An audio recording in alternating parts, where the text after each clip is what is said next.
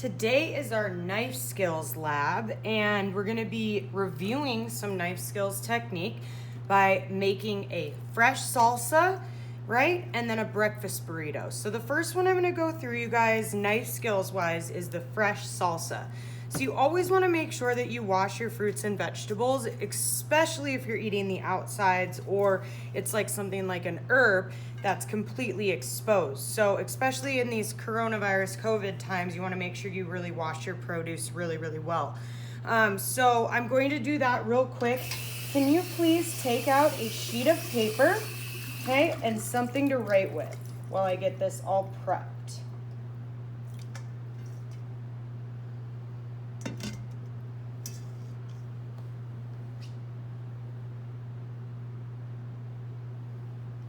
While I am doing these different techniques today, I am going to ask you to write a few different pieces of information down on that sheet of paper.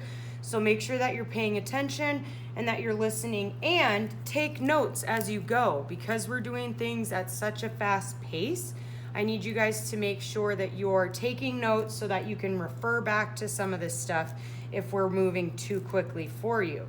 The first one we're going to cut is the onion. All right, so you guys will be receiving a half of an onion, and I want to go over a few things because we're going to use onion so much in this class. So there's two ends on the onion. There's the tail end and the root end. Okay, root end is going to be the end that has that hair on it there. So first thing I'm going to do is I'm going to remove the tail end. Now, a few things to review are cutting safety and knife safety. You want to make sure that your cutting board is anchored, right? So you want to make sure that it's firm on there when you try and move it so that it's not going to bulge or move around. The next thing I want you to notice is which knife you're going to be using today. The two knives that are probably the most used are going to be your chef's knife here and then your paring knife as well. Each kitchen is equipped with two chef knives and also two paring knives. Another one that you might use in the future would be the utility knife. That's also if somebody else is using a knife that you're trying to use, it's a great one to sub in. So we want to make sure that we're doing what with our opposite hand. Write that down. What's that called? Then I'm going to remove the tail end first. Make another note on your sheet of paper. Always leave the root attached. This is going to act as an extra anchor in hand, kind of holding everything together while we go to start this. So I'm going to leave the root attached. I'm going to cut the onion in half through the root so that each part of the onion has a piece of the root attached.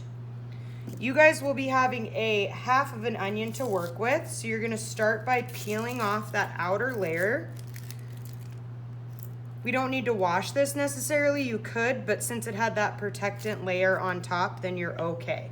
Now, this is going to be 3 easy cuts, okay, to dice the onion. So the first cut, fingers on top, you're gonna go into the tail end, you're going to take that knife horizontally up to the root, but not through it.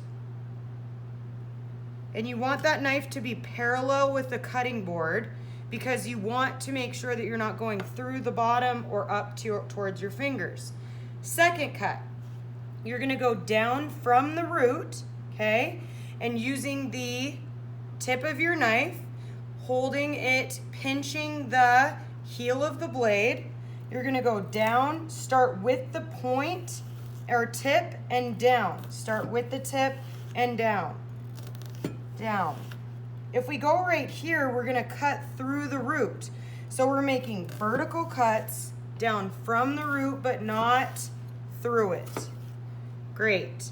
Now our last but not least final cut, we're going to turn that onion again the way we started, tail end closest to us, and then we are going to just dice. Now notice when I'm dicing, I am not letting my knife leave the cutting board. I'm doing what we call a rock chop. Write this motion down. Ready? Tip of the knife on the cutting board. Down, forward, up, back. Down, forward, up, back. Write that down really quick. That is called rock chop. Again, down, forward, up, back. And that's the motion that we make when we're dicing. You guys are just going to start to toss all of your salsa ingredients here into a medium bowl off to the side. Excellent. All right, next thing we're going to be looking at is our whole tomato. All right. Now the part of the tomato that we want to discard is where we ripped it off the vine there, the root. So first thing I'm going to do is I'm going to slice this tomato in half, and then you can switch to the paring knife here. We're going to make a triangle cut into the tomato and remove that little root piece. Again, I'm going to do that with the other one. So we're just making a triangle cut into the tomato to remove those root ends. Excellent. So next thing we're going to do is I'm going to create a little flat side here because I want to slice this tomato in half widthwise one more time so that it's not, when I cut it, it's not going to have this roundness to it. Now it has more of a squareness. So I'm going to do that again on the other one. So you always want to make a flat side, right, before you do that so that you can really control the knife through. All right, now that we have our tomato sliced, we're going to do what is called a julienne, which means thin strips. So we're going to take it and we're going to cut here. Now see how I'm doing a sawing motion? Sometimes tomato skin is a little rough, so you really got to get through that skin before you force it down. And a serrated knife, if you know what that is, knife with ridges on the cutting blade, would be a really good tool for that as well. I know a lot of people have a specific knife at home called a tomato knife that has serrated edge on it for that reason. Now that I have my julienne strips, as you can see here, I'm going to turn this perpendicular to my knife and I'm going to dice. Remember, if my opposite hand is down, I'm doing the bear claw technique where I'm tucking my knuckles and my thumb especially back if it's going to be there. All right, so there I have my tomatoes. And remember, we're just putting everything into the same bowl. Excellent. And then my jalapeno. So jalapenos are going to have that nice seated inside, whereas most of the heat is stored. So we're going to first take off the stem. Then we are going to half it lengthwise. This is what you guys will receive, is half of a jalapeno. All right. Now, you guys are going to be wearing gloves because of our protocols and how everything has changed. So you don't have to worry about touching this membrane, but for future reference, if you are cooking at home, that is actually the hot part, the membrane of the jalapeno. And what knife am I using to take care of that? Small task, small knife, paring knife. Excellent. So now we're ready to julienne again. So we're just making thin strips out of our jalapeno, right?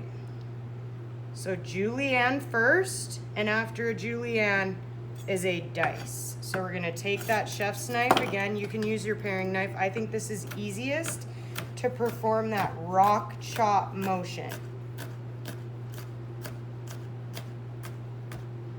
Okay. Last but not least, we have our cilantro and lime. So cilantro is very easy. If it has any of these larger stems, you can probably get rid of those. But other than that, the smaller stems are just fine to eat and have a lot of great flavor in them. So we're gonna do a cut that's called concasse. It's on your recipe, write it down. And next to it, can you please write rough chop? Concasse means rough chop. All right, so next thing we're gonna do is concasse, which we just kind of bundle it all up and then we just perform that rock chop motion. Now we're gonna do it at a new angle. So we just keep switching angles. And notice my opposite hand is where? What is this called? The spine of the knife. I'm just gonna get my other hand out of the way because I'm doing a lot of different angles. You don't wanna have it in there. So you need a 1/4 cup of fresh cilantro. Or I would measure it after you chop it just to make sure you don't have too much or too little of that. All right, so next thing we're going to do is juice a lime into there. When you guys are juicing a lime, just stick the fork into the flesh of the lime and turn and twist. Okay, got that done. So this is more of a pico de gallo, and how we're gonna make this into more of a salsa, we're going to place it in the food processor. So I'm gonna give you a little food processor tutorial and safety tip real quick. So hang tight.